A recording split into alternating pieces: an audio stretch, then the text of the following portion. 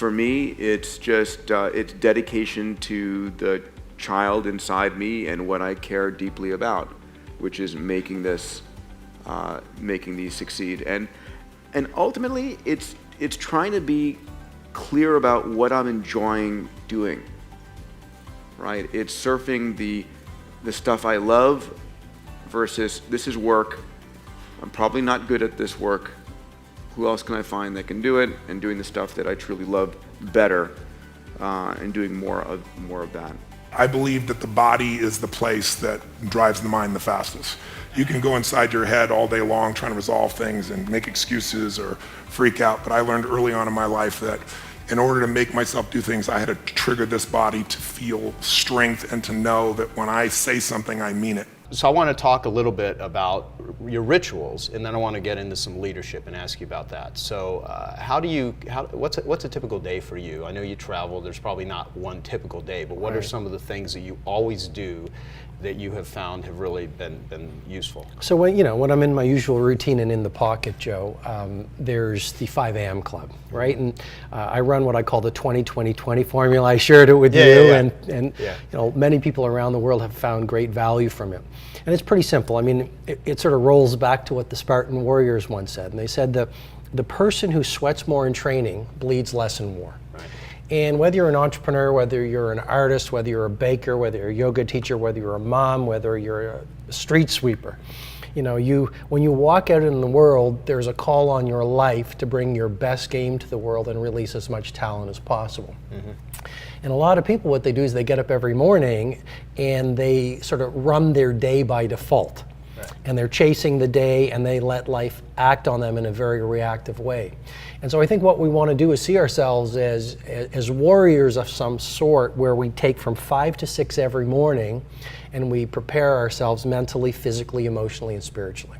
And so to give a tactic to your many listeners, it's the 20-20-20 formula. First 20 minutes as soon as you get up, 5 to 5:20, intense exercise. And that's going to do a whole bunch of things. A lot of my work is very science-based. And it's going to create a pharmacy of mastery. So you're going to release dopamine, which is the motivational neurotransmitter. You're going to reduce cortisol in your brain, which is the fear chemical. You're going to release serotonin, which even if you're cranky, you start to feel good. You're going to release BDNF, which scientists are calling miracle grow for the brain, which actually allows your brain cells to repair from stress. I mean, this is exciting to me. Yeah, it is. Right, so that first 20 minutes, you rewire your brain. What else do? You jumpstart your metabolic rate. What else do? You prepare yourself for resilience against stress, and it just goes on and on. Second part of the 20-20-20 formula, you plan. You pull out a journal, you can do an imprint of your day, which is very powerful, or you can look at your big 5 or your plan. That releases hope, it releases focus, right? Because an addiction to distraction is the death of creative production. Totally. Okay? And then the final part of the 20-20 formula, learning. I mean, he or she who learns the most wins. What made Steve Jobs or an Elon Musk is they know more than anyone around them. And so I believe that, the more you know, the more you can achieve. Mm-hmm. And there's great value investing as much money as you have into audiobooks or programs like you do at the Genius, the 25K conference and the Genius Network, or whatever it is. But, every quarter I make sure I get out of my office and I go off to a conference. I invest a lot of money in learning and training and coaching, and that's the 20-20-20 formula. Yeah, well, I will say a lot about you. I mean, one thing that I really admire, I don't think I've ever told you this, is that when you first came to one of my events I was doing, I didn't even know who you are initially. I mean, I knew your books, but I really didn't know who you were. And you had no intention of like, oh, I'm a big deal, I'm the smartest guy in the room. And there's so many authors that I know and so many speakers, and you're incredible. I mean, you're one of the best in the world. That really want everyone to know that. I mean, there's like this ego that's driving them, and I've never seen any trace of that with you. And maybe it's been there before, and I'm sure there's certain levels of healthy ego, however you look at it. But you are one of the most coachable people that follows the advice that you demonstrate. I mean, you do from everything that I've ever seen. You do. I mean, maybe you've got some weird, bizarre habits. I don't know. But what I like about the way you show up is that you're extremely coachable. And even times where I'm like, hey, would you like to come up on stage? You're like, you know, I'm here to actually learn. So where did you make that? Yeah. I mean, I really think it's a cool trait, because I have seen a lot of people that are so used to the world admiring them. You know, they have fame, they've gotten notoriety, and certainly you've had plenty of that. And they literally can't sit and listen to someone else. They quit learning. And some of the people that I read their books in the beginning, that when I meet them later in life, they're actually not as good as they were when they were more hungry, when they weren't just kind of in that game. And I think you're just a student as much as you are a teacher, which I think is what makes you such a great teacher. Well, thank you. I mean, it goes back to my dad, you know, and he was very much about humility. I mean, he's 77 right now, and he gets up every morning and he goes off to his medical practice, and he still sees patients all day. And he said, I said, Dad, why are you still doing that at 77? He said, because my patients need me. Wow. And so I think, you know, one of the core values he was so brilliant in sharing with me is to be an instrument of service. And I think the moment your ego runs your brain, and the ego runs your business, and the ego runs your way of being, then your gifts and your talents and your focus and your capabilities are off the creativity and the talents and the service that will make you great in the world. And I think it gets to a very philosophical point, and if I may, I think it's relevant to any leader, any entrepreneur, any business builder, any game changer. But, you know, I mean, there is such an addiction to the shiny toys that the ego sells us. Okay? Yes. Yeah. And society and the matrix and our peers and the world says, if you get a Ferrari, if you sell 10 million books, if you have lots of money in the bank, if you have, you know, the beautiful partner in the big house, then you're going to wake up every morning and look in the mirror, and you are going to feel full of joy and peace and feel you're fully alive. And, you know, I've had most of those in my life at a pretty exponential level. I've been very blessed. And not one of those things has provided me with enduring, sustainable happiness and fulfillment. Yeah. And the things that provide me with just deep happiness and deep fulfillment and energize me all come from a position of inner power. And so, you know, at the events you're talking about, I don't derive much power from all the books I've sold or bestseller. I don't care about that stuff. I really don't. I care less about that than ever before. At the end of the day, we are a bunch of people on a little planet in a huge galaxy, and before we know it, we're going to be a bunch of dust. And the great billionaires get buried next to the taxi drivers and the pizza makers, and we are not that big a deal. Yeah. And I think all that really matters is, while we are alive, you know, do your best to use every day as a vehicle to birth your talents into the world. And secondly, if you do that, you're going to serve the world and raise the world with you. And that all just comes from inner power. I mean, that's just deriving your power from a place within, you know, and that's where you get grace, and that's where you get great creativity. That's where you get boundless energy, because it's not about addicted to what the world thinks of you. Hey, I hope you're enjoying this video, and I want to let you know that I have a new book that's come out, and if you'd like to get it absolutely free, there's a link below in the description, or you can wait till the end of this video, or you can simply go to joesfreebook.com and you can get a copy there. What does it require mentally and physically to perform at that level? Because I think it's a combination of both. Yes, I mean, but the thing is that Ellen Maroulis is probably the poster woman for dedication. I mean, she went 18 months without having dessert. She didn't have Christmas dinner, you know. And we have a saying in sport: what does third place taste like? Cake, right? So, so the thing is that she was very, very committed. But she, for example, learned Japanese so she could understand what the coach was telling her on the mat to her opponent, so she could figure out the next move. Wow. So, you know, Helen, of all the athletes I've coached in my life, is probably the most detail-orientated athlete that did every single thing. She watched YouTube videos of her fighting. She could understand her moves, you know. And now what we see is that now everybody's copying Helen. So they're trying to see what she's going to do next. And we have a plan for Tokyo for that. Okay, awesome, awesome. So for people that are here in the room, which are like a bunch of driven, successful entrepreneurs, male and female, I want to talk about some different advice and recommendations for people here to get in as optimal condition as they can on all levels, in things that, anything you want to talk about to improve not only their physical bodies, but their sleep or anything that you think is important. I first met, okay if I tell the story how we met? Yeah, so we both have a friend named Janet Atwood who actually invited both of us, unbeknownst to both of us. We had heard about each other because I had been Bill Phillips' marketing consultant since 1996. And Charles was writing for Muscle Media magazine. You've written for pretty much everyone. And basically, I'd heard of him, and he's had a big reputation in the world of fitness and bodybuilding and powerlifting and you name it. But I never met him in person. And so we go to Fairfield, Iowa, and we both go through meditation training for TM training. And that's how we met. And so we spent 4 days together and with like 5 other people who were all my friends going through meditation training. And it was kind of funny because we were in a hotel where there was like nothing to eat except a bunch of carbs, right?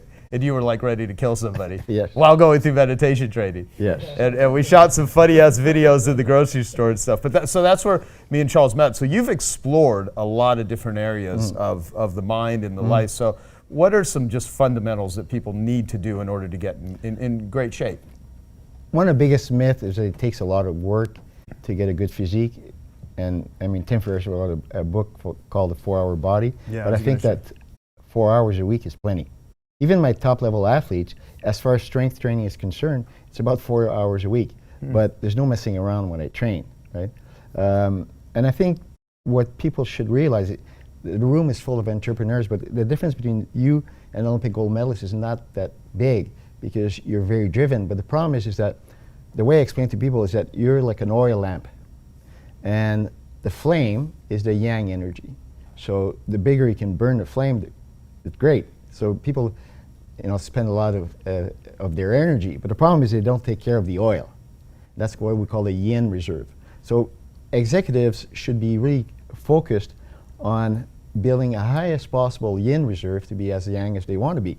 Because, how many of you work 16-hour days? It's quite common, right? So, and then you cut back a lot of things. And I think that the modern trend is to say, you have things like the one thing or Tim's philosophies, but you should try to shorten your workday and take care more of your yin reserve. And sleep is the limiting factor. 72.8% of Americans complain of sleep disorders. Wow, 72%. Okay, so where do we have most accidents in the US is when we put the clocks forward and we lose an hour of sleep. So they put more cops on the road because there's going to be more accidents. So just 1 hour of sleep makes a huge difference in accident statistics. So I think that we have to take care of our sleep patterns. And there's also, what I like to say to people is that the 2 biggest stressors are related to their mouth. In other words, it's the things we say, and it's what we put in our bodies. And the thing that happens is that you never had somebody say, oh man, I was so stressed last night, all I could eat was Brussels sprouts, right? So people will say, okay, I was so stressed last night, I went to 3 boxes of Pringles, 2 kilos of chocolate chip cookies, blah, blah, blah, blah. So we tend to self-medicate with carbohydrates. Why? Because we found out a long time ago that cortisol, which is a stress hormone, is lowered by insulin, right? But the problem with insulin, it's your friend sometimes, but for most of us, it's the enemy. Because insulin is the hormone of aging. So the more insulin you make, the faster you age. And controlling the fat loss process is managing insulin. The more you can control your insulin, the better you will do. Great. So when we were outside at lunch, I was doing a Facebook Live video, and I said, what's the best piece of health advice you could give to people that would be a total game changer? And you said if grains were eliminated from the planet, but the caveat being that half the world's population survives because of grains, and people, if there weren't grains, people would die. If you have the availability of food, like most people in this room, how would you eat? Okay. What I've worked a lot with the hockey players, football players, and I got to make it very simple for them. So I say, ask them a question. I said, ask yourself, did the food you're going to put in your mouth was accessible to a caveman. And I run a test. So I go like steak. Oh yes, caveman could have that. And then donuts. And they go, ooh. Is there a donut tree? No. Pop. Is there a river? Pop river? So if a caveman had access to food, you can eat it. So that's a very simple rule to simplify our eating habits. Did cavemen have, what about grains? They did have access to some grains? Very little. Yeah. Grains are more linked. The grains started to get popularized in ancient Egypt. And then what we saw, though, if you look at skeletal remains, is that that's when we start to have degenerative diseases. We used to be much taller, much more muscular when we were living more off a Paleolithic diet. Yeah. So when you travel, as most people here, they travel a lot. How do you eat when you're on the road? Well, the thing that you have to realize is that I actually do a lot of my teaching schedule based on the countries where I could find the proper food. That's why I don't go to England, right? It's like a third world country when you look at food. So, and all those of you in England on Facebook Live, hi there, how you doing? No, but in all seriousness, to be productive, you have to eat properly. But one of the things, for example, with jet lag, I just did a post today in some of my pages, is that the food you eat when you land in the country will make a big difference how your brain's going to behave. So, for example, as they land, they say, "Oh, we're now going to prepare for landing." Well, you should drink about 1.5 liter of water. Why? Because if you ever notice, it's really hard to fall asleep if you got to pee, right? So, basically, when you drink a lot, you activate the kidney meridian, which is the energy meridian. So you drink a lot of water. Then this thing you should pull out of your briefcase or your purse is caviar. Caviar is probably one of the best brain-building foods, and you have to reset your neurotransmitters. And the yang neurotransmitters are dopamine and acetylcholine. So you could have caviar, or you could have, if you don't like fish, you could have roast beef. Okay? But it has to be a meat or a fish that contains a lot of tyrosine, because to make dopamine, you need tyrosine. So that would be a thing. And then the second thing I would eat is macadamia nuts, because macadamia nuts contain a lot of levels of choline, and choline will fire up your brain. And and also when you look at, when sometimes I teach, I land, let's say in Estonia, at 7 in the morning, and 9 o'clock I'm teaching, and people go like, when did you get in last week? No. And they say, how come you could have so much energy teaching?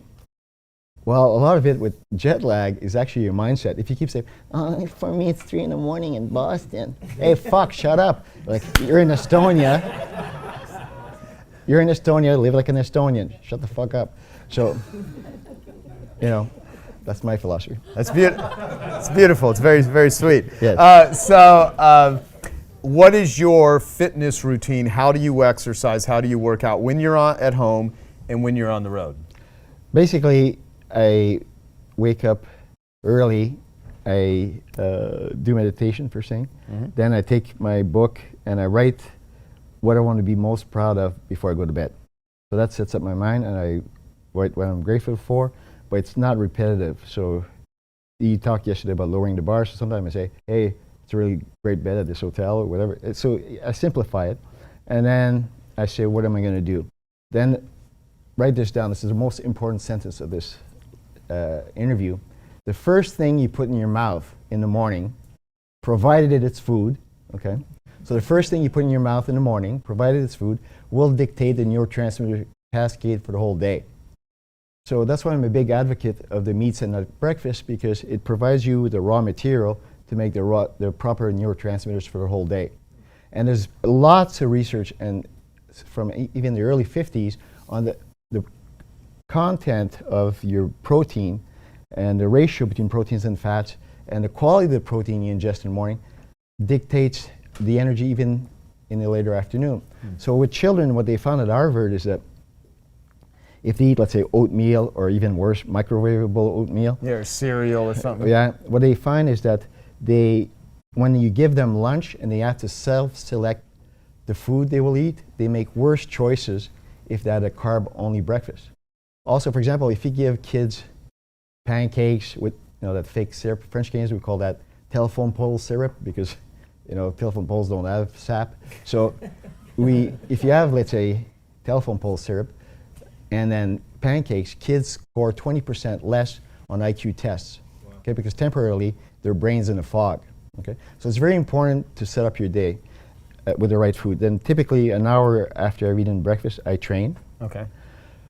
And shower up, take a post-workout shake, and go to work. Whether I'm at home or I'm on the road teaching, that routine doesn't change. And I think it's really important to have very steady habits in your life. And then this way you never have an excuse for missing out in the gym. You know, you don't miss your dentist appointment, or you don't miss your appointment with your tax lawyer. Well, you shouldn't miss your appointments with your fitness, because you got to take care of your body. So as you age, out of all the different things, say, you know, because I do a lot of yoga, and I lift weights, which is why I'm, you know, bigger than you. Yeah. But basically, yeah. So, Yep. so strength training, stretching, cardio, good, bad. How to go about doing it? The problem with cardio is most people do long, slow distance, right? But if you look at research, the athletes, Olympic athletes who've done the most long, slow distance cardio have the most brain damage in later age. Okay, Really? so a lot of cardiovascular training is actually brain damaging, and you could find it up in the research. So I prefer that people do interval type of training. But the most important thing is that you show up. Okay, so if your thing is yoga, or if it's Tai Chi, or if it's Taekwondo, or you want to play hockey 4 days a week, that's great, but you got to be active, you got to sweat, right? For busy executives, you know, I've got certain types of workouts, which I call German body comp training, that people can do a lot of work, basically it's a fat loss through weight training. And strongman training is very good. CrossFit, if it's done in a proper box, is very good. Some people need external sources of motivation. They need to be in front of a group, and here's a very simple rule about exercise. If it's not a hell yes, it's a no. Okay? So if you don't enjoy it and you're just doing it because you need the discipline, that's bullshit. Okay? And I don't believe in discipline. That's a myth. I wrote an article, it's the most popular and most plagiarized article I've ever written. It's called The Myth of Discipline. And the basic message of this article is that you make the choice, and you've got to decide what you love more. Do you love your brain more than donuts? Then you'll exercise. Okay? Do you enjoy healthy joints more than croissant and Nutella, right? So I don't know anybody that's ever been mugged by a dozen donuts. It doesn't happen, okay? I mean, have you ever eaten anything by accident? No, it doesn't happen. So this is the type of conversation you need to have with yourself.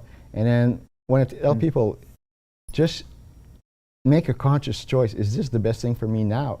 But don't tell me you don't have discipline. What you're telling me is you love donuts more than having a great physique or a healthy physique, right? Does that make sense? I remember, as I said just offline, is that I was there at the beginning of the Genius Network. The very first day, where we got together and swapped ideas at your apartment in Tempe, Arizona. And I still remember that. And I'm so happy with your success and what you've accomplished, and with so many other people. It's just wonderful. You know, we talked, I believe at that time, we talked about the mastermind concept. And that's why, and you said, well, why don't we get together and mastermind? And so I flew over to Phoenix and taxied out to your house for the first time. And that's something that's so important in the Genius Network is when Napoleon Hill did his work, he said that every single person, the Thomas Edison, Henry Ford, and so on, every one of them began to be successful when they began to mastermind with other intelligent people and just share ideas. And I've had the same experience, because one idea in combination with your other ideas can change your life forever. Yep. You know, I'm happy to say, some years ago, about a decade ago, a publisher said, have you got any books or anything that we could publish? And I said, well, I've got a book on time management. So I sent them a manuscript, and it was called Double Your Income, Double Your Time Off. And he said, great publisher, Barrett Kohler. And he said, well, it's kind of a boring title. He said, but the chapter 15, there's 21 great ways to stop procrastinating and get more things done faster. That's the title of the book. And he said, well, chapter 15 is entitled Eat That Frog. And this is a story from Mark Twain. And Mark Twain was the most successful speaker, writer, author in America for 3 or 4 decades.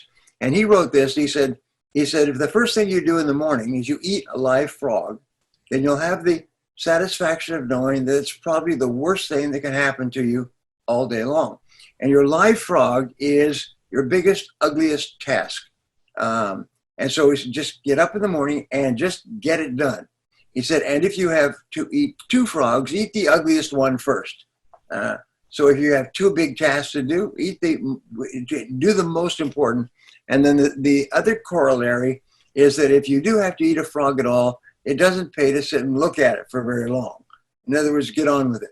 Well, so he said, let's make this the title, Eat That Frog, and 21 Great Ways to Stop Procrastinating, and then run the theme through setting the table, organizing the plates, and so on. And so I did, and sent it back to him, and they published it.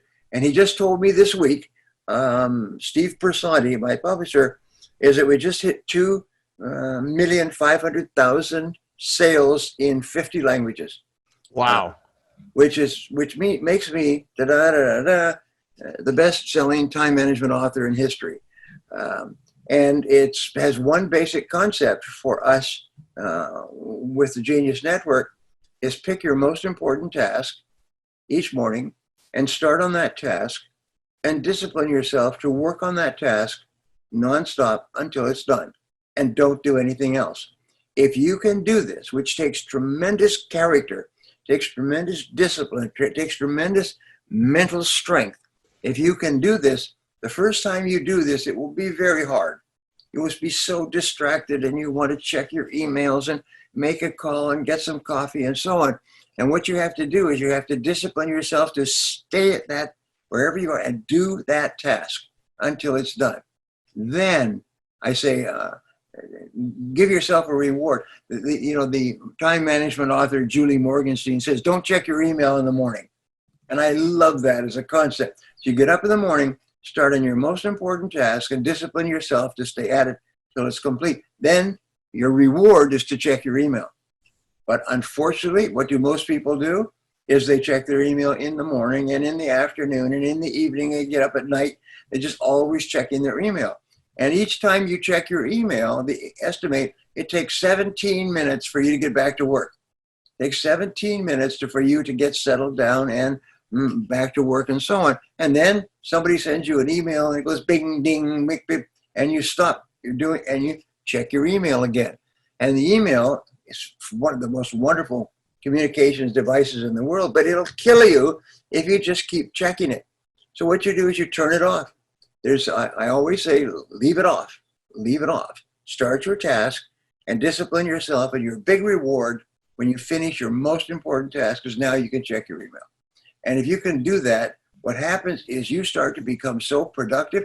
So many people have told me that they became millionaires with the Eat That Frog concept. Just start and complete your most important task. But if you can't do that, by the way, you'll always have to work for someone else who can discipline you to do it. Someone who will supervise you, someone who will check on you.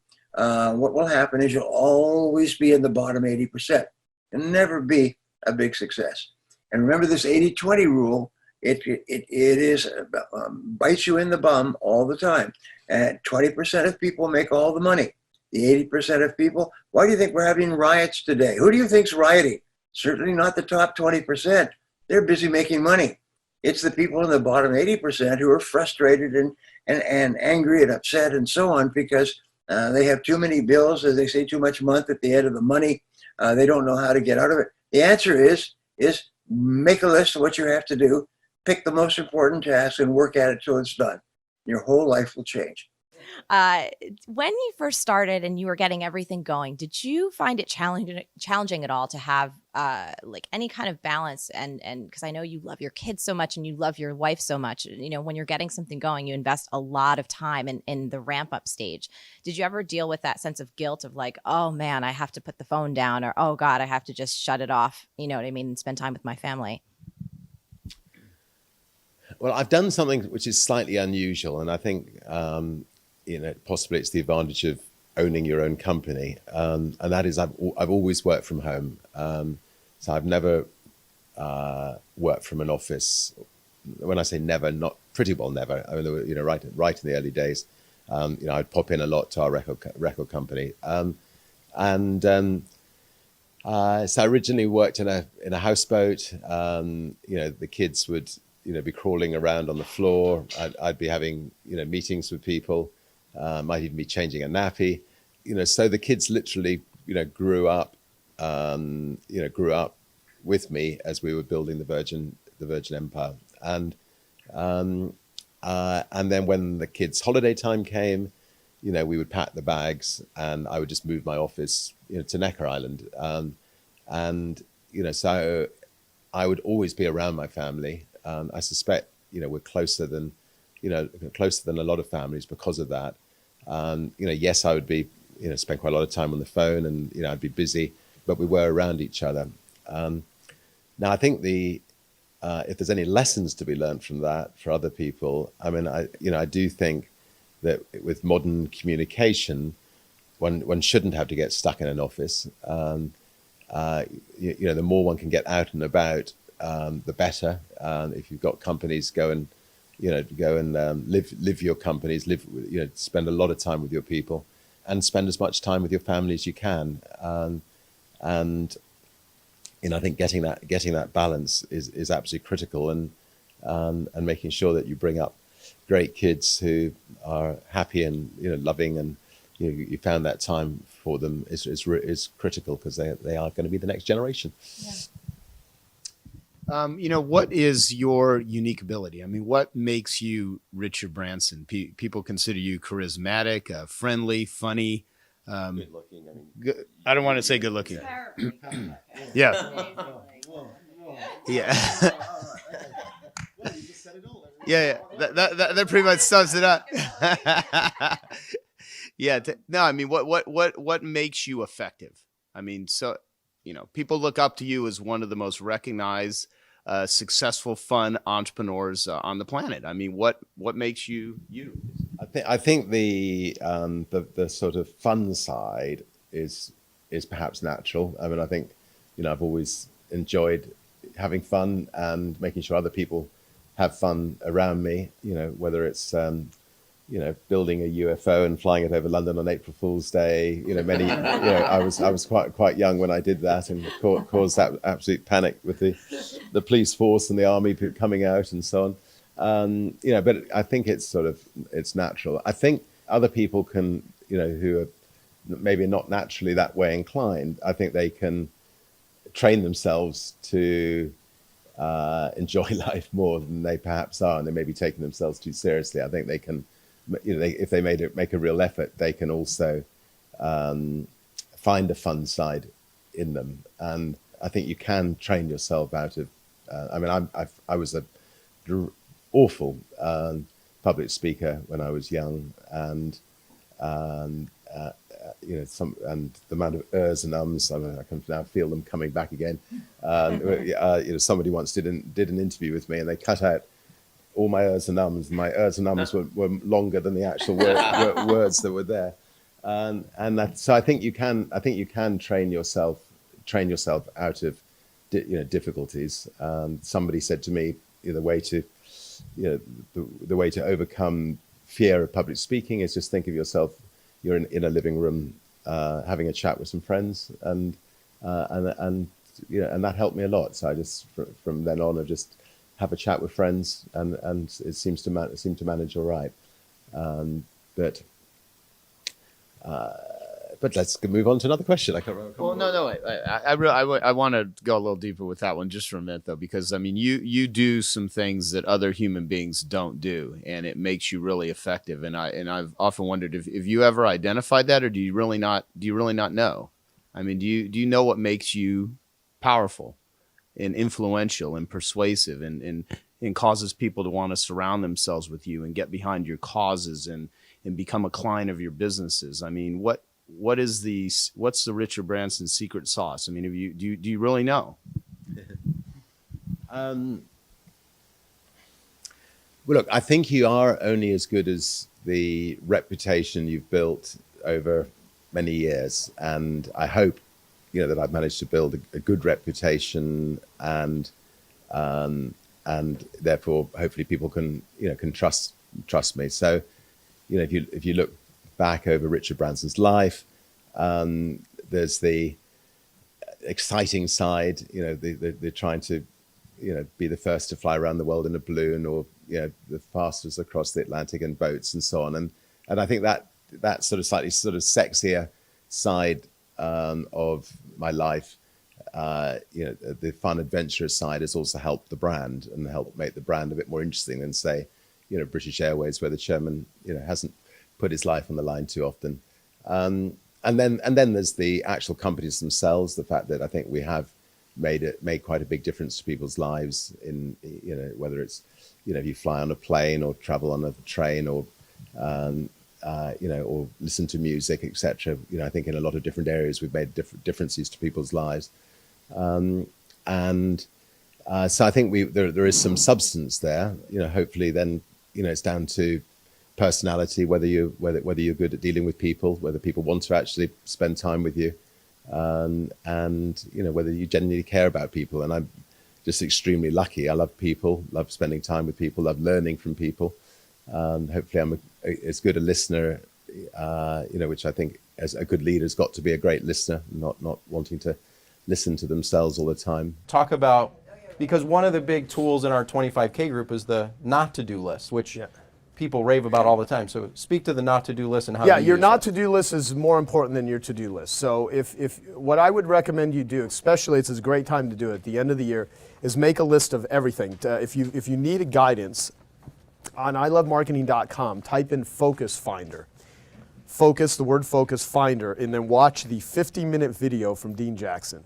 And it's how to do a brain dump. You just take everything that's on your mind and just go ahead and write it down. And then one of the things that I've been doing, and I have apps, I have Basecamp, I have assistants, I have all kinds of stuff. The thing that I've been doing, believe it or not, because it just works for me right now, is I use Post-it notes. I put Post-it notes on an office I have downstairs, and I have like important things related to 25K, and it's kind of like sort of Stephen Covey-ish, important, urgent, not, I sort of think of it that way, although I don't have it, categorized in those 4 quadrants.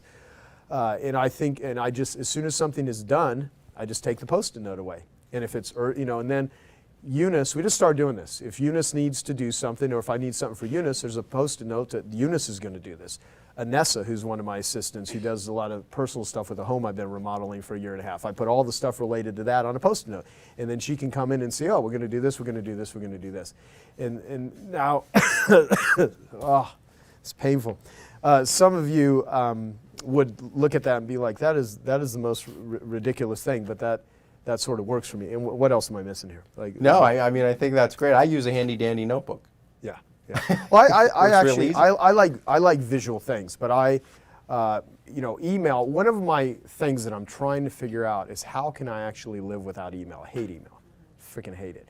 But it's a great tool, and I make a lot of money with it, and I get a lot of stuff done. So the key is, use it on other people. Just don't let other people use it on you, to the best of your ability. But I don't think the solution is get rid of email. The solution is just continually honing my capabilities. And so I'm really going to work on finding a person. And there's so many personal conversations, and I'm sort of paranoid that I would not want anyone else to read because of the nature of them. So it's really hard for me to just let someone read all my emails. So, but the thing is though, the not to-do list, what I would recommend is watch the Focus Finder video from Dean Jackson. Sit down somewhere for 2 50-minute sessions. You take 50 minutes and just write. Take a 20-minute break, go take a walk, whatever, and then do another 50 minutes. And write, look at everything that's on there and say, what should be on my not to-do list? What can I delegate? What can I get rid of? That sort of thing, and filter it. And because one thing that I learned is from Gary Halbert is, don't spend your time stepping over gold coins to pick up the bronze and silver. And so, look at the gold coin opportunities. If you want an 8, 9, or 10 income, you can't do 1, 2, and 3 activities. You can't hang around 1, 2, and 3 people, or 2, 3s, and 4s. You got to hang out with 8, 9s, and 10s. You got to focus on 8, 9, and 10 activities if you want a 10 life. And you can't turn a duck into an eagle. you know. And when you hire someone, one of the things too is hire as talented people as you can that are preferably smarter than you, because you don't want to buy a dog and then bark for it. And you know, and I have that tendency because I was, you know, childhood stuff. You know, you got to micromanage stuff. So over the years, it's just honing it. You know, there's a lot to be said. And hang around people that are smarter than you all the time, because if you're playing tennis with someone, if you want to learn how to be better at tennis and, you know, you're like better than them, you're not going to learn anything, you know. So constantly challenge yourself and find people that are always going to make you up your game. And do something every day that scares you. Do something every day that scares you. One of the things that scares you is to drop stuff. Ariana says the best way to complete a project is to drop it. You know, you can really complete a lot of your projects by saying, you know what, fuck this. You know, I don't need this anymore. And don't confuse activity with accomplishment. And you look around, there's a bunch of people doing fake work all day long. The country is filled with people that are super busy doing fake work. They are busier than shit and they are accomplishing nothing. And they're like, I'm busier than hell and I can't pay my bills. And what the fuck are you doing? Okay, well, you know, I don't know how to do it. Well, that's good. Okay, well, you're learning stuff, but you know, either you're intellectually lazy or you're just not clear. You're not focusing on things that's producing a result. Now, saying all of that, we have episodes on I Love Marketing on all of the things in depth of everything that I've touched on tonight. So if you want to go deep with this stuff, it's all there. It's free. You don't have to buy anything. So you have spoken a lot in the past, especially in your book, about integrity. I would love to have you speak to how would, maybe another definition of how would you define integrity, and to have people really look at what it is in their life and what it means. Because I think we have a lot of integrity issues, and I'll talk. Boy, do we ever! Yeah. Even I do, lots of it. Oh yeah, totally. And I want to share something about that, but I want to, I want to hear your thoughts on it, because I think you're really phenomenal at explaining it. Well, there's no top of the mountain to integrity, and even if I look through my day, I bet you I am out of integrity 2 or 3 times for sure. Those little white lies, those things that aren't quite right, showing up the 1 minute late for a meeting, those types of things. And I recognize that failure in myself. But what I noticed inside a company is that if you were to hire someone, you ask them if they have integrity, everyone's going to say yes. Right. And you ask them what their definition of it is, and they kind of like, they don't really know. So what I really got is that every person in a company has a different definition of integrity. Therefore, there's no integrity. So what was critical inside my family and inside the business then was like, what's one definition that when we say it, that's what we mean? And it's called part of something I call a linguistic abstraction. So for me, it's integrity is doing what I say I will do when I say I will do it. And if I can't get it done, then it's up to me to clean up the mess of not being in the integrity and go back and set new conditions of satisfaction with new buy-win dates to get it done. I like that. So in a lot of ways, if you can't do something at a certain time, you renegotiate a timeline with someone. You just don't blow it off. Right, because a lot of people think integrity is that, oh, if I don't do that, then I have no integrity. No, that's impossible to do everything perfectly. But it really is interesting that when I go back and I say, I promised you I would do this on this date, or I'd deliver these many things. And I said, I can't do that anymore. But I understand it creates problems with you. Here's what I will do in order to clean up the mess that this has caused you, and I will deliver this by this date. And people like go, oh my God, you know, like, because everyone knows that they mess up in life. There's somebody I can count on to at least give me the information so that I can run the rest of my life or my business based on what that person says. Yeah. And actually it increases the integrity that I have with other people when I go back and clean up when I can't be in integrity. Yeah. Fascinating. It reminds me of making amends to someone when you've messed up. And again, to go back to addiction recovery, you know, saying I'm really genuinely sorry.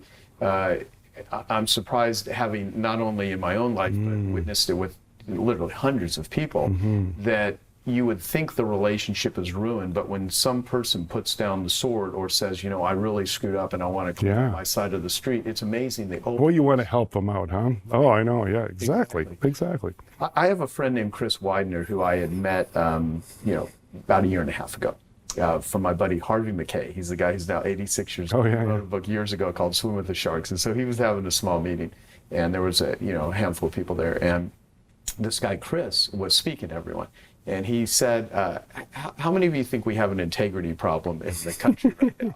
And a bunch of people, raised their hand. He's like, how many of you have been screwed by other people, So he goes, how many of you have an integrity problem or have screwed other people? Like, no one raised their hand. And he's thinking, that's interesting. He goes, you think it's the other person, but no one here has an integrity issue. And this is what he said.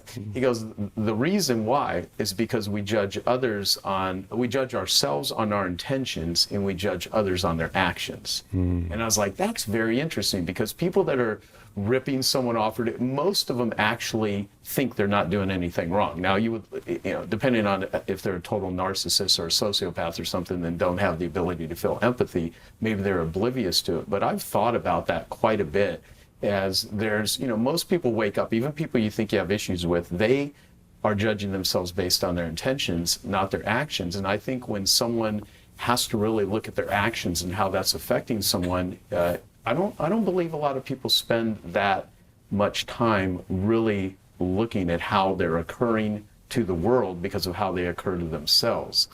Well, this is like a fascinating conversation. Again, out of this book, The Psychology of Achievement by Brian Tracy, he Good friend of mine. Yeah, amazing, right? And he talks about the law of attraction. So it's very easy. Yeah, you just have to look at who you're surrounding yourself with. I mean, if I know I have a bunch of friends who are going to show up late, then it's probably because I show up late all the time. If I fudge things, or how much I lie, how much the white lie occurs, or more so, how much I will say in order to protect my image, which I call looking good. If I'm an Instagram person, it's all about looking good, then I'm only going to attract other people in my life that are like fake and false and pretending. Right. And then it's a choice. Is that the type of life I want to live, or do I want to live with people that do what they say they're going to do? What I mentioned earlier about you living out of the country, what are Vern's routines? Because you mentioned in your talk today, the routines create freedom. Yeah. Whereas most people may hear that and say, well, no, I don't want to be, kind of imprisoned by a structure. I want to have the freedom. That's why I became a business owner. The challenge with being a business owner is that you're your own boss. One of the greatest things is you're your own boss. But so talk about routines and talk about how do you do it? Because I mean, you've been doing this a long time, and if there's anyone that has access to some of the greatest habits and rituals of successful people in business, it would be you. So I'd like to hear your perspective for the listeners of what they can take away and apply. Yeah, well, I think, two things. And one of them I took from an early mentor of mine, Willard Garvey, the late Willard Garvey. Garvey family was one of the Forbes 400 wealthy families. He early on, when I was in Wichita, took me underneath his wing. And Willard was just like every other, business leader that had multiple interests. He had these nonprofits, he had these political, he had various businesses that he was involved in. And he did something very simple. He had these focus days that I think even Dan Sullivan talks about. Yeah. And so I've just copied the same thing. So Mondays is when I deal with all of our Gazelles companies. And it's meeting Monday. And we've got these series of half-hour and hour meetings where we're just working through operations and our council and our accounting and all the kind of stuff you got to get done. And because it's all batched together, I kind of can get in the flow versus it then being spread out throughout the entire week. Tuesdays and Wednesdays is when I usually go out and do teaching and are most available to come out and do events like today. Right. And I can be relaxed about it because we had a very effective Monday. And I think we get more done on a Monday than most companies get done in an entire week. Thursdays then is my day to write. And I know I've got to do that writing, and I look forward to it. I'm geared up to do it, and I get in the flow and crank for several hours. And then Friday is my charity day. And so I'm on the chairman of the Reardon Clinic and several other nonprofits I'm involved in, interests that I have. And Friday's the day that I make sure that quarterly board meeting occurs at the Reardon Clinic on a Friday. Now it doesn't, and then Saturday is Fatter Day. That's when I get to we go crazy and eat and drink and have fun and just go wild, and we fall off our diets and fall off all of our other habits and just go wild. That's funny. And then you can stay disciplined the other rest of the days. And then Sunday is, for us, that day of rest. You know, we attend church, it's time for family to be together and the like. Now, does it always work out perfect? No. Emergencies come in where I get to work on some of the charity stuff on Tuesday and something comes up with Gazelles on Wednesday. That's fine.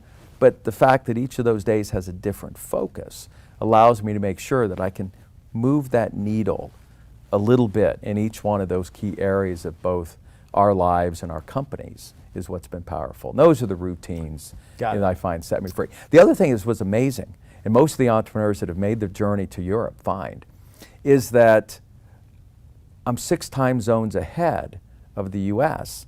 And so my team is asleep when I'm up at 6, 7, 8 in the morning. It's not till 3 in the afternoon that all the emails even start to come in. And so you find, just because of the time arbitrage difference, that you've got this uninterrupted space that no one's really reaching out to you from when you wake up in the morning till about mid-afternoon. And it's this fact that you're uninterrupted for these big chunks of time that allow you to move projects forward fast. Yeah, I think that's so key. Is just, and if you're not in a situation where you live like that, the whole point is building in space so you can have time to think. Because if nothing else, it's just taking the thinking time and not having, you know, all the crap that will. If you don't manage your life, it will manage you. I mean, if you don't, that's modern life, and so. You've done a great job with that. So, well, and by the way, one of the very simple things entrepreneurs can do, John Ratliff did it, our dear friend, and that is you need to find a half day or day a week where you go to an alternative office.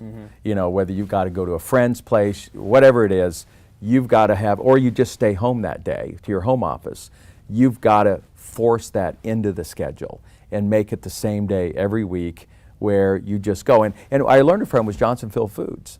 You know, when Ralph, the son, took over that business and then took it to new heights, the key thing is he had an office down the road, and he'd go there with a yellow pad and a pencil. We have iPads today.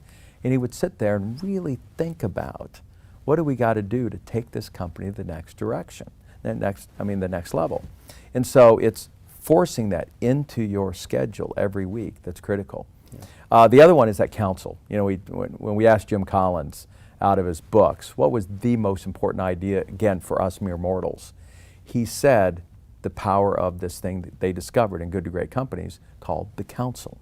And it's different than your weekly management meeting. It's a way, EO and YPOers may be listening to it, it's the equivalent of having a forum meeting every week. And so my counsel's on Monday, it's 9 a.m. Eastern, it's 3 o'clock in Barcelona.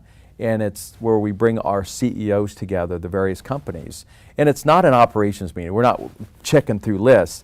It's 1 or 2 big topics that we just need some talk time around. I just need to get some counsel on in order to make 1 or 2 big decisions moving forward. And it's that hour with the counsel and then that think time that you schedule every week that are probably the 2 most important habits for entrepreneurs. What is the best piece of business advice or direction? It could be business or it could be personal that you've ever gotten. Yeah, this is going to sound so trite, but it's buy low, sell high. And you know, we all talk about it, but you can't believe how we violate that rule, that fundamental rule of business every single day. And that's why I talk about the second biggest weakness next to marketing is accounting. Entrepreneurs discount accounting way too much. They underinvest and spend in that side of the business. Their attitude being, man, I got to keep that overhead low because I just need a statement once a month and keep the IRS off my back. But the reality is, when you get better numbers every day that tell you by customer, by SKU, by location, by salesperson, by geography, where I'm making, how much money I'm making versus not, it's mind-boggling. So we just had one of our clients, a pharmacy in Australia, send me an email this week that said, Vern, that really caught my attention when you wrote about that and scaling up. So we went back there, they have a chain of pharmacies, and they looked at their 8,000 SKUs. And when they really analyzed it, they found out that 6,000 of the 8,000 were absolutely losing them a ton of money, draining their resources. And it's a little bit like Trader Joe's, who figured out, let's stock the right couple thousand SKUs versus the other 100,000 that we need, that has allowed them to be such an unbelievably successful specialty retailer. And that goes with every aspect of your business. And so pay attention to the rule, buy low, sell high, because you're violating it every day and it's killing you. What you guys feel are your best rituals, or what it is that you are doing that just massively impacts you to be as effective as both of you are. If there's something simple or something that you just do that makes your life work, starting to be it a morning ritual or just anything that people here could do. Does watching cartoons with my kids at 7 a.m. count? No, you that may be accurate. I mean, it's for me, it's anchored in my desiring to make the impossible stuff I set out happen. Right? It's anchored in this infinity challenge. I'm never bored. These problems I've taken on with an amazing group of people are all sort of infinite, and there's no getting there. So for me, they're my guiding stars. So it's like, okay, what am I going to do right now to move the game forward this day? You know, I wish I could say I was a great meditator or yoga person or so forth, and that will come, but not right now. For me, it's just it's dedication to the child inside me and what I care deeply about, which is making these succeed. And ultimately, it's trying to be clear about what I'm enjoying doing. Right? It's surfing the stuff I love versus this is work. I'm probably not good at this work. Who else can I find that can do it? And doing the stuff that I truly love better, and doing more of that. I mean, there's nothing sophisticated there. Tony, what do you got? Well, I think anyone who succeeds has something that they aspire to. There's a mission, there's a direction, there's a desire, and they bring it up regularly. And you do that, even though you say you don't do it in a sophisticated way. Attacking the human genome and figuring out how to get meteors to feed you what you need is a fairly large vision, somewhat sophisticated. Mine's really simple. Mine's simple is I believe that the body is the place that drives the mind the fastest. You can go inside your head all day long trying to resolve things and make excuses or freak out, but I learned early on in my life that in order to make myself do things, I had to trigger this body to feel strength and to know that when I say something, I mean it. And so I have a simple ritual that's actually enjoyable. It may not sound enjoyable, but it is now, which is I get up every morning, and I'm privileged to have multiple homes. So if I'm in those homes, one of the homes I have a river, the rest of them I have cold plunges. And I go into 56-degree temperature just for about 60 seconds. I jump straight in, or I was just in Sun Valley, the river's 38 degrees, a little bit cooler. And I took my nephew and said, "You're about to learn how to start your day." And I bring all my friends when they come. They all have to do this. They're like, "Holy shit, I know when I go see Tony, he's got something for me to do of this nature." But every cell, every nerve in your body explodes, and it's phenomenal for your lymph system, phenomenal for your health, but it also is just a simple discipline that says, I say it, it happens. I'm going to say I'm going to do this, I do it. And I've done it so much, it's there, and it's invigorating. And then I do, as you said, something I call priming. I don't, you wake up and you're, 22 hours off your normal time zone, and you've got to get up and take care of 10,000 people for 3 days and nights for 14 to 15 hours. You don't always wake up feeling, wow, is this the coolest thing in the world? Some wake up and go, what universe is my body in, And so I do my physical ritual, but then I also do this priming. And priming for me is just, I don't hope that I'm going to show up at my best.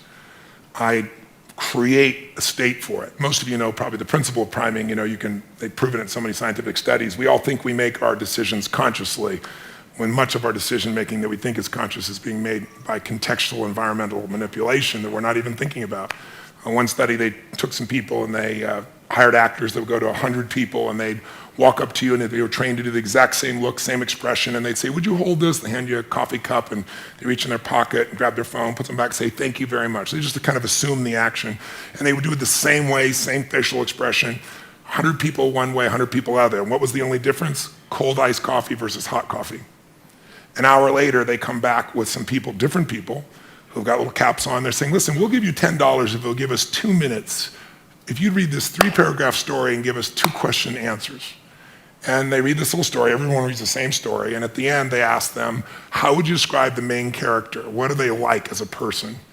80% of the people that got warm coffee said they're warm, they're generous, they're loving, but warm is always one of the language patterns.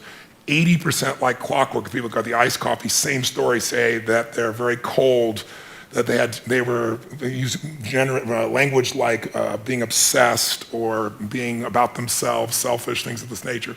I give you dozens of examples. So what I do each morning is I do a breathing pattern. It's an explosive breathing pattern that I learned in India, breathing your breath in and exploding it out, from the gut out the nose. And I do that 3 sets of 10, pause, 3 sets of 10, pause, 3 sets of 10. So it alters my state. And then I just do 3 things for 10 minutes because I have this deal with myself. If you don't have 10 minutes for yourself, you don't have a life. Who's with me on this? So I said, you know what? I don't need to have 20-minute, 30-minute, 40-minute meditations. I want 10 minutes, and I don't know if I need to meditate. I don't know if I'm going to meditate. To not think, I don't know too many people can do that. And I don't even know that I want to not frickin' think, So I thought, what I want to do is I want to focus on the emotions that will cause me to be the better me. And the 2 emotions that most people are messed up by are anger and fear. And when you're grateful, you can't be angry. Try to be grateful and angry simultaneously, it'll never work. And you can't be fearful when you're grateful. So when I look at people, almost always they're reacting out of fear or they're reacting out of anger. It's some version of those 2. So gratitude to me is the antidote. So I spend 3 minutes, just 3 minutes, and I think of 3 things I'm grateful for, 3 people, 3 situations, but I step into it. I don't remember the roller coaster over there riding it. I put myself in the front seat going over the edge so I feel the moment. And I make sure one of the 3 things I'm grateful for is something really simple, like the wind on my face, or something beautiful like my child's smile. And the reason I do that is because I remember, interviewing some of the astronauts, Buzz Aldrin and these guys, and most of you probably know, you can imagine, to be an astronaut, this man knows, to aspire to do that, and then to go through the thousands of people and be picked, and then to actually go to the moon and stand on the moon and look back and see that picture we've all seen, that blue-green Earth. You imagine, and then you come home and what happens? There's a ticker tape parade and you shake the president's hand. And now what the hell do you do? You're 32. What the hell do you do for the rest of your life? And you know what? If you know the story of many of these astronauts, most of them had some major emotional challenges, right? Some abused alcohol, some drugs. And they had a real rough time because they forgot to find adventure in a smile. They thought the only way to do is go to the moon. So I train myself to make sure not just the big, beautiful things that are part of my life, but the little things. And so I feel that for 3 minutes. Then I do 3 minutes of a blessing, corny as it may sound. I imagine life, God, energy coming into my body, healing every muscle, every nerve in my body, strengthening everything as you strengthening the best of me, my passion, my love, my generosity, my creativity, my humor, my love. And then I see any problem that needs to be solved just being solved, because otherwise I tend to think I got to do it all. And then once I feel that fully, and that energy comes through me and back through me multiple times, then I do a circle of my intimate family, my kids, my wife, my friends. This little character over here is one on my list. And I just circle out all the way out to my clients. And I send that same energy to them. And I imagine, as corny as it sounds, they're being healed. They're getting what they need energy-wise. They're having the life that they deserve and seeing it multiplied. So I do that for 3 minutes. And the last 3 minutes are my 3 to thrive. I think of 3 specific outcomes that matter to me. And I don't think about achieving them. I see, feel, and experience them as done, and I see the impact that it has. I see people's lives touched. I see the joy. I feel it as done, and I feel grateful. And it's 10 minutes, but honestly, it usually goes 15 or 20 because I'm having a damn good time. But by having a 10-minute walk, there's no excuse not to do it. And I do it every day, and I don't hope I'm going to feel good. And then what happens is, you're primed. You see things through a different set of filters. You make decisions through different filters. And also think of it, most people are wired for stress. They're wired for frustration. They're wired for feeling lonely. And they got a highway to pissed off, and they've got dirt roads to happiness. So I decided I'm going to wire myself for happiness. I wasn't born that way. My view is I had to change the whole earth to be happy. Today, that's different for me. Now I can just wake up and be happy because I've wired myself in a different way, neurologically. And then I show other people how to do this as well. I've been in a space where I've been committed all year long to like acting out of courage, and I've been traveling different places, like making money, going broke again, making money, going broke again. And I've been operating like out of courage and not fear, but I'm getting really like a little bit exhausted of that process, to be honest. I like want to create stability in myself, and just listening to the limbic system note and like all the things you've been saying, I've been reflecting, because I'm at a point where, by the way, I'm staying in Phoenix long enough to have a conversation with that gallery person that you connected with me, and thank you for that. Yeah, absolutely. And I just don't want to be in a position where I'm constantly like, okay, then what? And I'm like being in a position where I am very elf, but I found myself at times being half too. And I don't want to ever do that again. And especially not to people that I really care about. I don't want to ever put like the people I love into compromising positions ever. And so I'm just realizing like that comes from me not feeling capable or me not feeling confident. And I'm like trying to find what's my plan going to be, after that meeting, right? Like, so I'm not just like shit out of luck. And I'm curious, like, is it possible to break these cycles in the same atmosphere as you experience trauma? Because I've been sitting here like, maybe I should like go back home and just sit and get really clear, and understand like how I want to show up in this world and who I want to work with and all of that. But I am a little bit afraid because home is not a safe place for me energetically. And so I figured this is probably the safest place I could ask a question like that.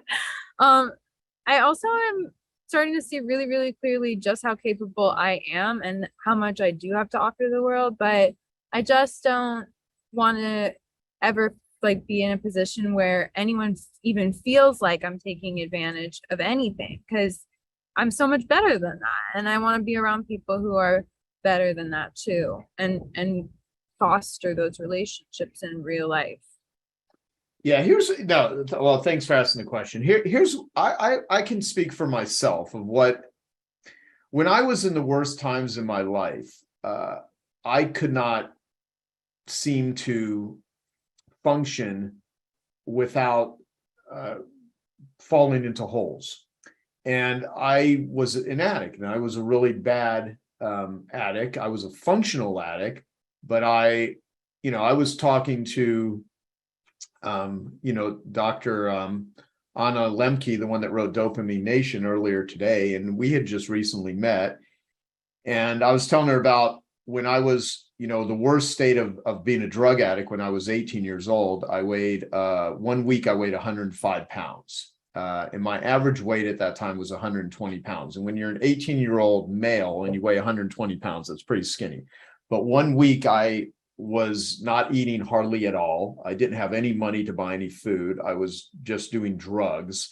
And I got down to 105 pounds. And I told her there was one day where I weighed, I weighed 105 pounds, and I was smoking pot, smoking cigarettes, snorting cocaine, smoking cocaine, snorting crystal meth, and I took LSD all on a single day.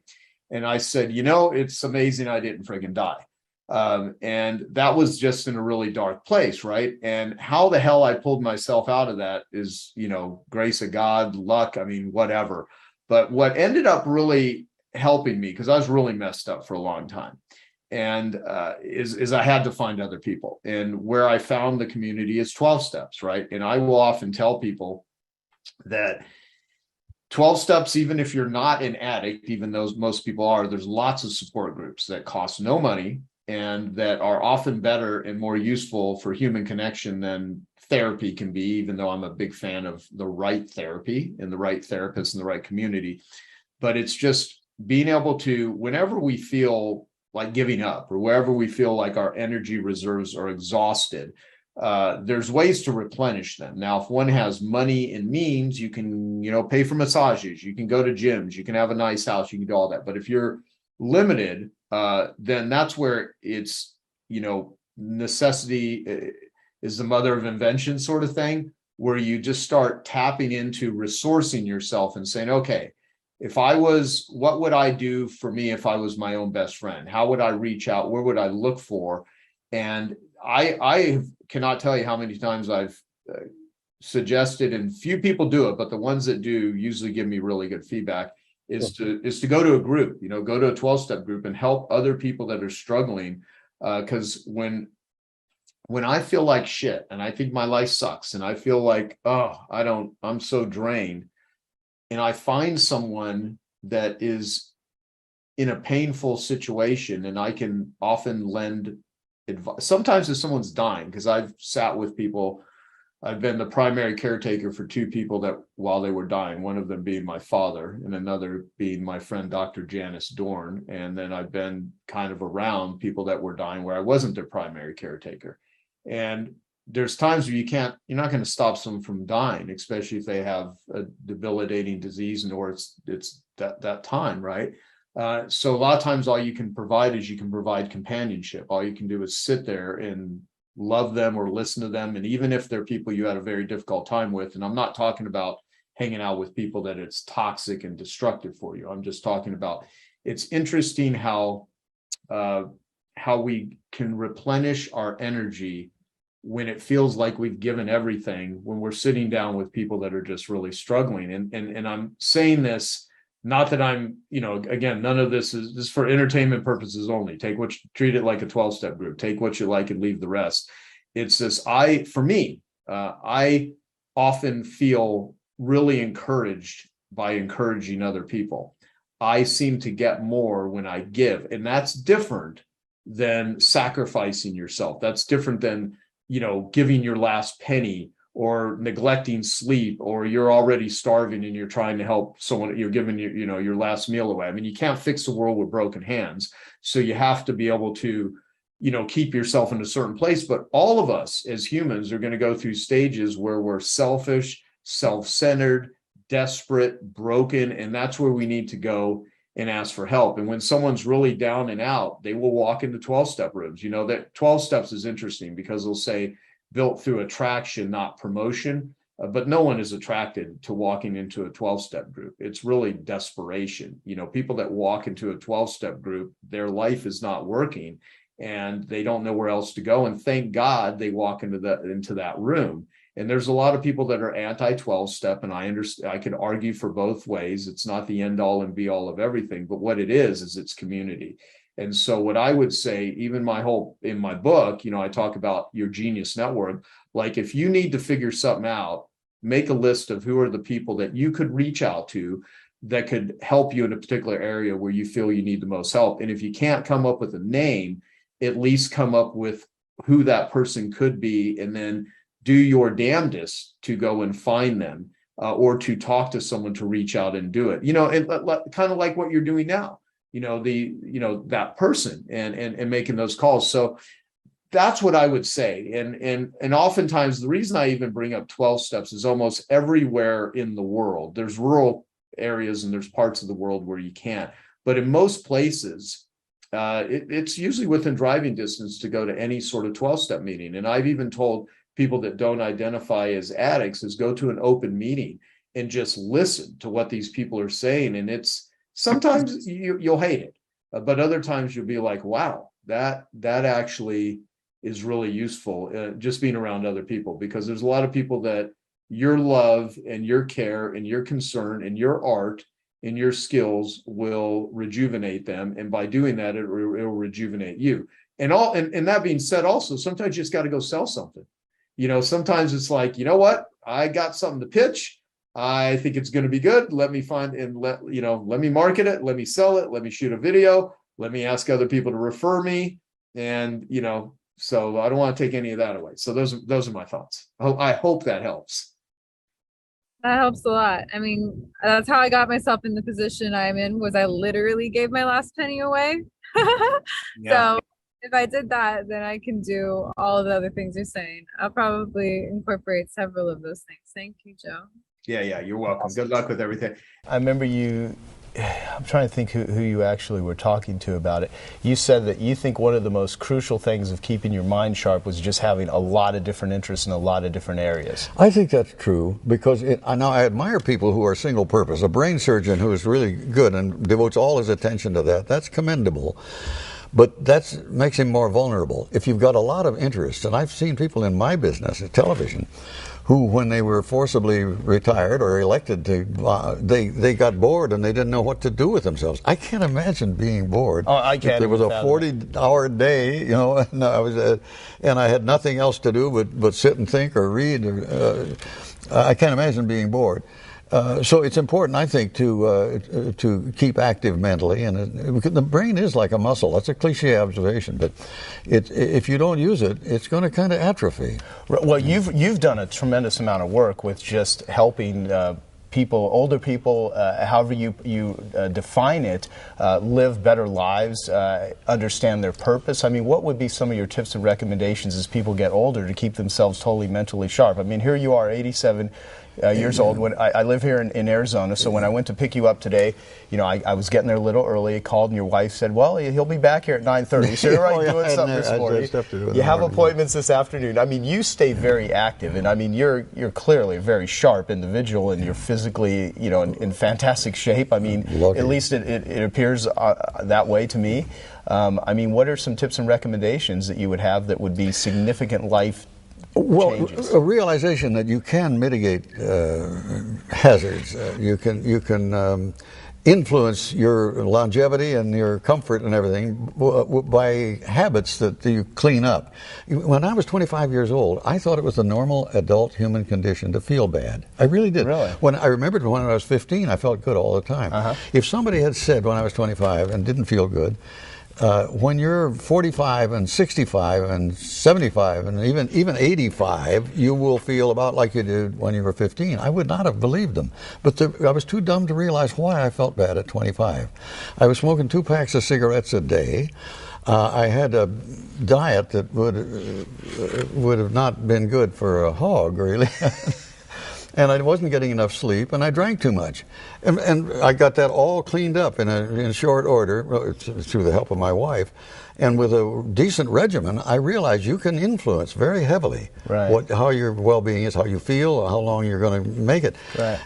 So I would advise that, let nobody adopt the idea that they're going to die young because an ancestor died young. That's not necessarily true. You can do things to make things better, and if people realize that, they start doing them. Well, you said a really important thing, which is you adopted a regimen that just turned it all around. I mean, what was the happiest time of your life or your career? Oh, well, probably at points in 2020, because that was not just because it was the last, but it was because it was where I belonged, really. I once said to somebody, a newspaper interviewer said, I said, I've done everything there is to do in my end of my business except play-by-play sports. And then I realized as soon as I said it, that wasn't true, because in 1939, I broadcast a boxing match on radio, blow by blow. Wow. Mercifully, no recording of that still exists, because it was pretty awful, I imagine. But I've done even play-by-play sports. So I imagine that being a generalist, I belonged on 2020, and I felt that was where I felt was most comfortable, because it was news. But it wasn't headline news in little snatches that you had to go on from one to another. You could get in depth in a thing and do a news feature, and I loved doing that. There were some high points there. I mean, all the time that you spent doing news reporting, do you think it's gotten better, worse, or is it just kind of the same? Some of it's pretty good, but I think in some ways it has slipped. Because of the competition. As I mentioned, the competition got a little fiercer than it ought to be. And then you ask yourself, how will we mitigate that? Do you want the government really running that? Right. No. Free enterprise is still the best way, but a proper regulation of free enterprise, and I would like to see the FCC a little less supinely weak than they've been on some points. But I think a proper supervision of what's going on, and then allow the free enterprise aspects to flourish, because that's what keeps capitalism alive. What would you add to that, Dan? You want to say something better than? Yeah, well, I think he's covered, a great set of checkpoints there. One of the things I'm going to look at sort of mindset, because I think, life is about having the right mindsets. And I think entrepreneurs are great scientists in the realm of mindset. And but one of the things that a mindset, and I'll refer to you here, Joe, and I won't wait too long because I got to check this out. You got to have a fair dose of antisocial. You're antisocial, and I'm going to explain this in about 5 different ways. One is, whatever is in, you're out. Whatever the in group is doing, you're out of it. And part of it is because you're rejected, but the other thing is you choose to be outside of things. Okay, and the other aspect of it is you're a passion for shortcuts. You're a passion for shortcuts, and I would say a third one is you're very indifferent to the normal educational process. I'm not saying you're against it. I'm just saying you're indifferent. You don't see formal education as a crucial doorway to your future. Okay, and so you've kind of gone along because if in most places you have to go to school, and there are certain credentials. I mean, if you don't have a high school diploma, probably it's going to really get in your way. Probably a college education today is what a high school education was worth 50 years ago. In other words, the only thing different is that high school graduates 50 years ago could read, they could write, they could spell, they could do math, and a lot of college graduates can't do this today. And so there are outliers. I think the best entrepreneurs are outliers. Whatever's average, they're somewhere on the chart.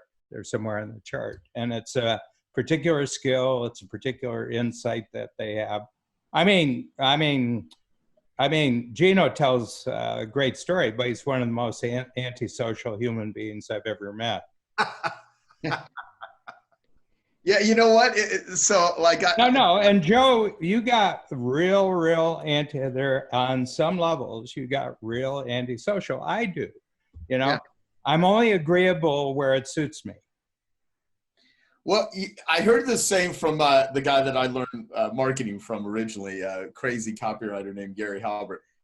And the world advanced. And there was a first-class antisocial human being. Oh yeah. Gary was a character. So he said the world advances on the backs of its neurotics, and I always thought that to be quite interesting, funny, and accurate in many ways. I mean, there is, when we do Genius Network, it's the characters in the Star Wars bar. I mean, they're all weird, they're all bizarre, they've all got different things, but it is what it is. And so I have the whole list from both of you here. Yeah, no, I'd like to add that to Gene's. I mean, to Gino's, because I think at the center you got to have a checklist, and his checklist is better. But outside of that, I mean, he talks about 4%. I've always gone on 5%. You go any country in the world, whether the entrepreneurs are legal, illegal. A real good country is where the best entrepreneurs can be legal. The United States is a great country because the best entrepreneurs in the United States can do it legally. In Russia, the best entrepreneurs are criminals, okay? Because you can't be a successful legal entrepreneur in a place like Russia. Probably China is the same way. a criminal. And so, but the reason why it's 4% or 5%, depending on what it is, that's all that's needed.